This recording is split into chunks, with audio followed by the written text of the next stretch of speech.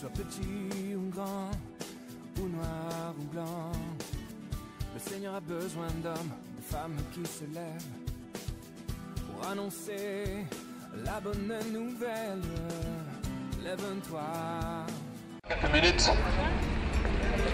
Salam alaikum.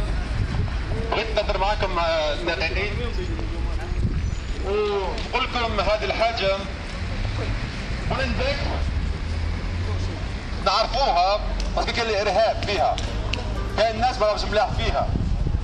Molenbeek, il y a la réputation qu'il y a les terroristes là-dedans, qu'il y a des personnes qui ne sont pas bien, etc. Moi je viens de France. Et si on va demander aussi aux personnes d'Italie, aux personnes d'Espagne, etc., ils vont dire Molenbeek, laisse tomber. Mais je veux te dire une chose. Molenbeek, heureusement qu'il y a des personnes qui sont encore pleines d'amour. Heureusement qu'il y a la paix encore à Molenbeek. Tu sais, quand on parle, alors on peut accumuler des réputations. Quand on parle, on peut détruire une ville. Quand des personnes qui font du mal dans ce quartier, alors ils peuvent détruire le quartier. Moi j'aimerais vous poser la question. Avant les attentats, comment était Molenbeek? Avant les attentats, comment était Molenbeek? Frères et sœurs, il y a une réputation qui grandit par rapport à des personnes qui pensent tuer au nom de Dieu et rendre des cultes à Dieu et avoir sur une vierge au paradis. Tuer des gens innocents au nom d'Allah, et aller au paradis. Les frères et sœurs, ceux-là ne connaissent pas Dieu. Ceux-là ne connaissent pas Dieu. Parce que Dieu il est amour. Dieu il a créé le bouddhiste, il a créé l'athéiste, il a créé le juif, il a créé le musulman, etc. Il a créé tout le monde. Si tu tues maintenant une personne en disant que tu rends des cultes à Dieu, sache que tu n'as pas connu Dieu parce que Dieu il est amour.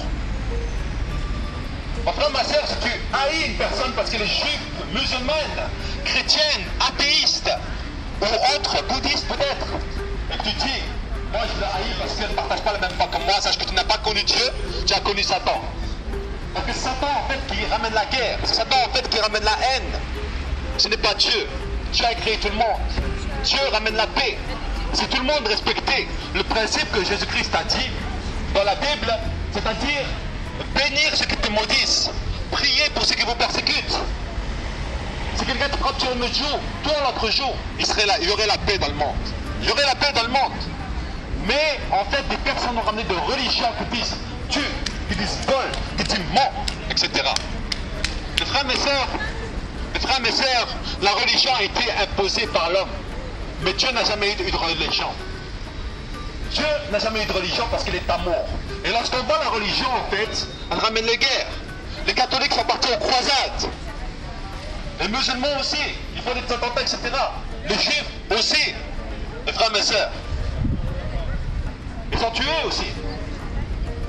Mais mes frères et mes sœurs, si on voit maintenant la Bible, l'évangile, elle te donne un message d'amour et de paix. Quand on voit maintenant la Torah, elle te donne un message d'amour et de paix. Et si on voit maintenant les actes de ceux qui se prétendent de l'islam, etc., il faut voir en fait ce qu'ils font, ce qu'eux font. Est-ce que c'est vraiment le caractère de leur prophète ou est-ce que c'est vraiment eux qui sont en dehors de leur prophète? Ça c'est la chose la plus principale. En fait, pour regarder une personne, il ne faut pas condamner une croyance par rapport à ces gens, aux gens qui la composent. Mais en fait, il faut voir le maître de cette croyance. Qu'est-ce qu'il a dit? Qu'est-ce qu'il a fait? Et là, on verra si c'est vrai ou si c'est faux. S'ils sont dans la vérité ou ils sont dans le mensonge. Je sais que Moïse a fait certaines choses. Jésus a été l'homme le plus saint qui est venu sur cette terre. Mais le problème, c'est que Moïse était avant Jésus. Donc, c'est-à-dire que les prochains ne pouvaient pas être comme Moïse. Mais ils pouvaient être mieux que Jésus. Sauf que c'était impossible d'être mieux que Jésus. Parce que c'est lui qui est mort, qui est ressuscité. Tous les prophètes ont parlé de lui.